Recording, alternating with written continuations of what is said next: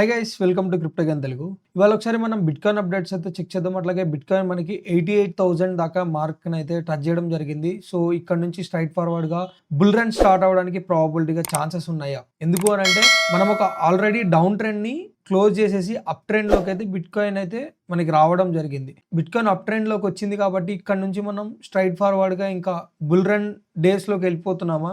Market లో ఇట్లాంటి moves ఆల్ట్స్ లో కూడా ఉండడానికి ప్రాబబిలిటీ ఛాన్సెస్ ఉన్నాయా? అసలు ఏ డేటా బేసిస్ మీద మనం బుల్ రన్ వచ్చిందని చెప్పొచ్చు, లేదు అని అంటే ఇంకా డేటాలో మనం ఏమన్నా చూడాల్సింది ఉందా? సో వీటి గురించి ఇవాళ వీడియోలో అయితే డిస్కస్ చేద్దాము. అట్లాగే మనం ప్రీవియస్ వీడియోలో వచ్చిన ఆల్ట్స్ గురించి, అట్లాగే నేను మీకు ప్రీవియస్గా ఒకటి చెప్పాను కదా, సో బిట్కాయిన్ నేను బుల్లిష్ డైవర్జన్ జరుగుతున్నాయని చెప్పి ఆ బుల్లిష్ డైవర్జెన్స్ చార్ట్ కూడా మీకు చూపించడానికి అయితే చేస్తాను. సో అసలు బుల్లిష్ డైవర్జెన్స్ అంటే ఏంటి, బేరిష్ డైవర్జెన్స్ అంటే ఏంటి, బుల్లిష్ ఎట్లా వర్కౌట్ అవుతుంది, బేరిష్ ఎట్లా వర్క్ అవుతుంది. సో యూజువల్గా ఇప్పుడు బిట్కాయిన్లో కనిపిస్తుంది అయితే బుల్లిష్ డైవర్జెన్స్ గురించి. నేను ఓన్లీ బుల్లిష్ డైవర్జెన్స్ గురించి మాత్రమే మాట్లాడతాను. RSIని చూపిస్తూ రిలేటివ్ స్ట్రెంగ్త్ ఇండెక్స్ అని అంటాము, దీని ఫుల్ ఫామ్ RSI అంటాం దీన్ని షార్ట్లో. దీని కోడ్ వచ్చేసరికి టిక్కర్ అంటారు, దీన్ని టిక్కర్ని RSI అంటాము. RSIs ఏం చెప్తున్నాయి? RSI ప్రైస్ పరంగా చూసుకుంటే బుల్లిష్ డైవర్జెన్స్ అసలు ఇవి ఎట్లా వర్క్ అవుతాయి, ప్రీవియస్ సినారియోస్లో వర్క్ అయ్యాయా లేవా, వీటి గురించి చూద్దాము. సో ప్రజెంట్ అయితే మనకి బిట్కాయిన్లో 100% ఒక మంచి మ్యాసివ్ బుల్లిష్ డైవర్జెన్స్ అయితే కనిపిస్తున్నాయి. దీని ప్రకారంగా చూసుకుంటే కనుక మనకి మార్కెట్ కమింగ్ డేస్లో మంచి హయ్యర్ హైస్కి వెళ్ళడానికి ప్రాబబిలిటీగా ఛాన్సెస్ ఉన్నాయి. బట్ ఈ లోపు డైరెక్ట్గా హయ్యర్ హైస్కి వెళ్తామా, ఇంకేమైనా డిప్స్ తీసుకుంటామా అన్నది ఇవాళ వీడియోలో మనం క్లియర్గా అయితే డిస్కస్ చేద్దాం. అట్లాగే ప్రీవియస్గా మనం ఇచ్చిన వీడియోలో బిట్కాయిన్ రేంజెస్ని బ్రేక్అవుట్ కరెక్ట్గా చేసిందా, లేకపోతే ఏమన్నా వాటిలో చేంజెస్ వచ్చాయని వాటి గురించి కూడా చెక్ చేద్దాం guys. Let's get into the video. So present మనం చూసుకుంటే కనుక మనకి బిట్కాయిన్ రిజెక్షన్ పాయింట్ అంటే టార్గెట్ ప్రకారంగా మనం ఇచ్చింది 86,109 అయితే ఇచ్చాము. సో యూజువల్గా అది క్రాస్ చేసేసుకొని బిట్కాయిన్ టువర్డ్స్ $88,458 రేంజ్ దాకా అయితే మనకి బిట్కాయిన్ ఇప్పుడు ప్రెజెంట్ చేరుకుంది. సో ప్రెజెంట్ మనం ఇప్పుడు ఇక్కడ నుంచి ఏ రేంజ్ని చూడాలి, బిట్కాయిన్ ఎక్కడ రిజెక్షన్ తీసుకుంటుంది, ఏ పాయింట్ నెక్స్ట్ మనకి ఏమన్నా ఉంది అని అంటే నెక్స్ట్ కనిపిస్తుంది 89,700 దగ్గర అయితే కనిపిస్తుంది నెక్స్ట్ రెసిస్టెన్స్.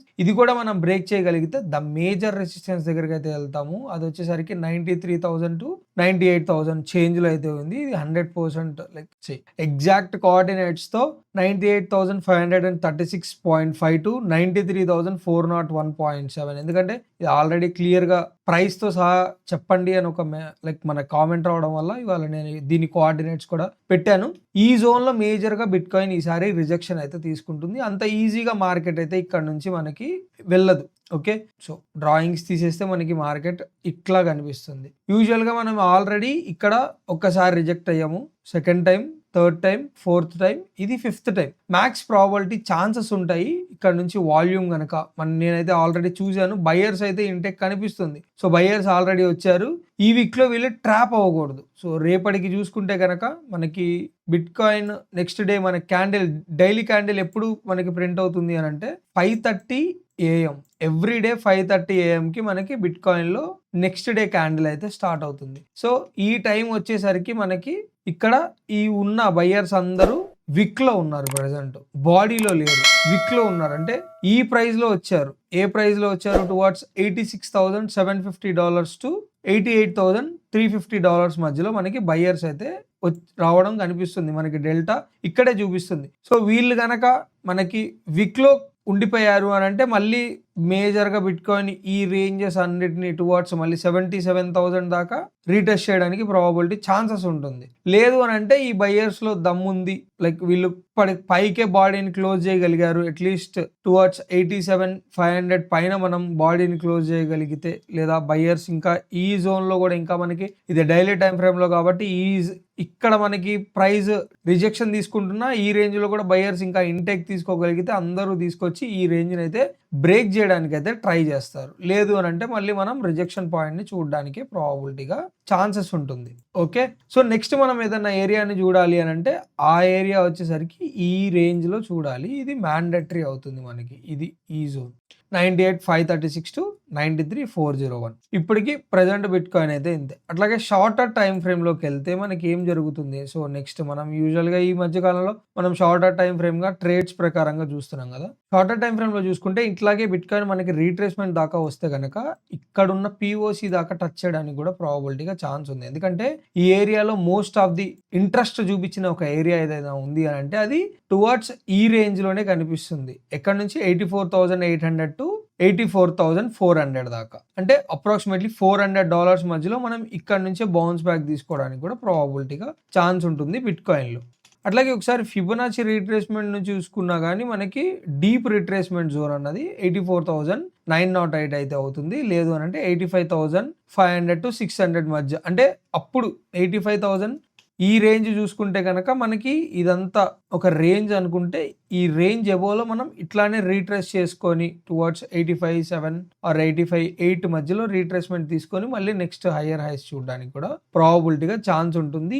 ఈ వీక్ లో ప్రెసెంట్ అయితే మంచి బయర్స్ అయితే మనకి ఇంటెక్ కనిపిస్తుంది. సో ఇది 1 డే టైం ఫ్రేమ్ లో వీళ్ళైతే ట్రాప్ అవ్వకూడదు. మనకి ట్రాప్ అయితే చూడండి సేమ్ ఇట్లాగే విక్ లో ఎక్కువ బయర్స్ ఉండి మనకి ట్రాప్ అయ్యారు అని అంటే మళ్ళీ మనం కంటిన్యూస్ గా మార్కెట్ ఇట్లానే ఫాలో అయితే అవుతుంది. సో ఇది జరగకూడదు అని అంటే మనకి బాడీస్ అన్నది మంచిగా బిల్డ్ అవ్వాలి.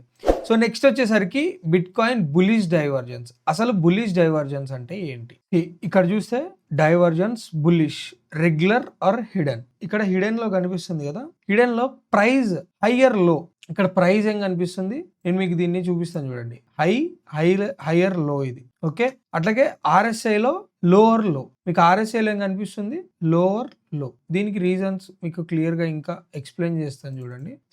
ప్రెసెంట్ మనకి ప్రీవియస్ గా వచ్చిన RSI లో డిప్ ప్రకారంగా చూసుకుంటే కనుక ఇది 49,000 చేంజ్ డాలర్స్ డిప్, అది ఇక్కడ కనిపిస్తుంది RSI లో. అట్లాగే ప్రెసెంట్ మనం ప్రైస్ లో ఏ డిప్ లో ఉన్నాం? 74,500 చేంజ్ లో ఉన్నాం. బట్ మనకి RSI చూసుకుంటే కనుక ఆల్మోస్ట్ ఈ రేంజ్ లో కనిపిస్తుంది, అంటే ఇక్కడ దాకా అయితే వచ్చేసింది. దీన్ని ఏమంటారు? బుల్లిష్ డైవర్జెన్స్ అంటారు RSI ప్రకారంగా. సేమ్ యాజ్ ఇది మనకి టోటల్ మార్కెట్ క్యాప్ కూడా ఇదే కనిపిస్తుంది.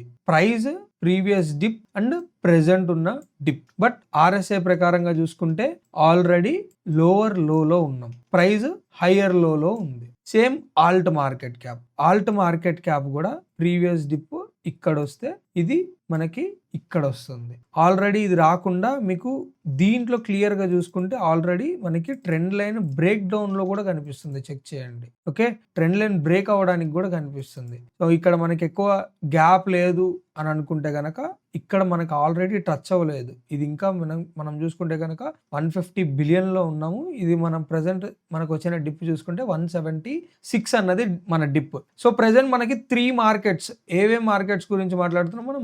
బిట్ కాయిన్ గురించి, అట్లాగే టోటల్ మార్కెట్ క్యాప్. ఏదైనా బిట్ కాయిన్ లో మనకి మూవ్మెంట్ రావాలంటే మార్కెట్ లో టోటల్ మార్కెట్ క్యాప్ లో కూడా మనీ ఇన్ఫ్లో అన్నది జరగాలి. జరిగితే మాత్రమే మనకి మార్కెట్ క్యాప్ కదిలితేనే బిట్ కాయిన్ లో ప్రైస్ లో కూడా మనకి కదులుతుంది. సో మూడిట్లోనూ మనకి ఒకేసారి హిడెన్ బుల్లిష్ డైవర్జెన్స్ అయితే కనిపిస్తున్నాయి. అట్లాగే ఇంకొక విషయం మీతో తప్పకుండా మీకు షేర్ చేయాల్సింది అయితే ఉంటుంది.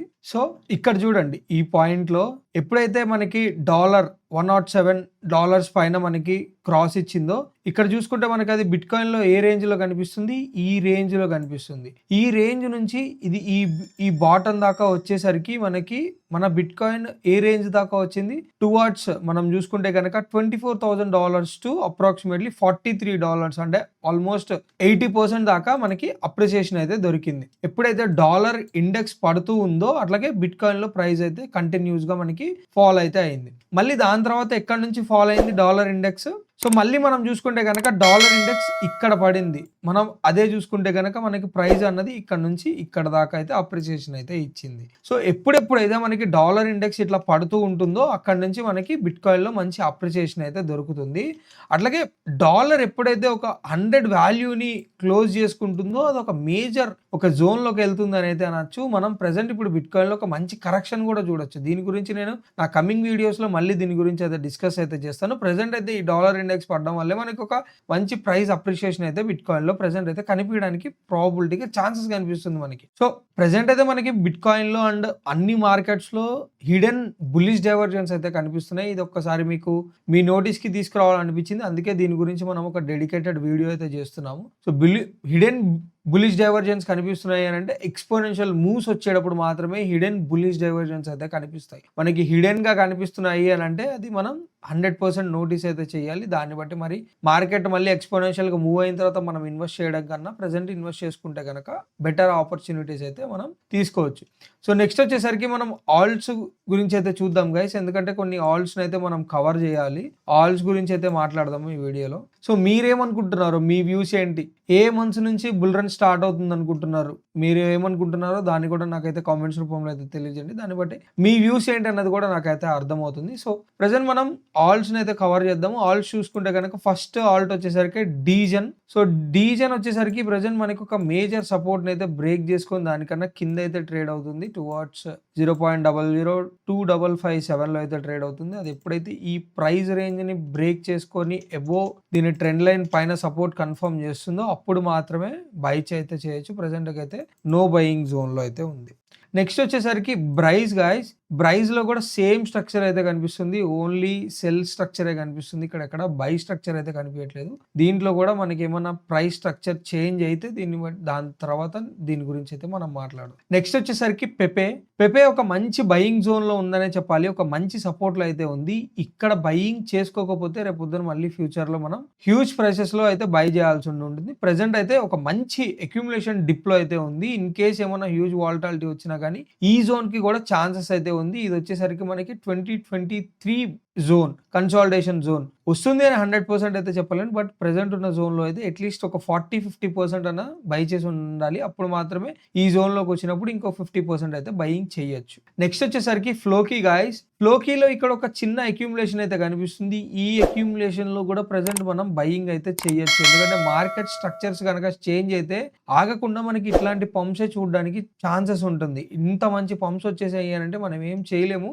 సో అందుకండి ఇన్ కేస్ డిప్ వస్తే 0.00003171 ఈ ప్రైస్ లో బై చేయడానికి ట్రై చేయండి. లేదు అంటే అట్లీస్ట్ ఈ కన్సాలిడేషన్ జోన్ లోనే అట్లీస్ట్ 20-30% అన్న బై చేయడానికి అయితే ట్రై చేయండి ఫ్లోకీలో. నెక్స్ట్ వచ్చేసరికి ఎక్సియన్, ఇది కూడా బయింగ్ లో అయితే లేదు.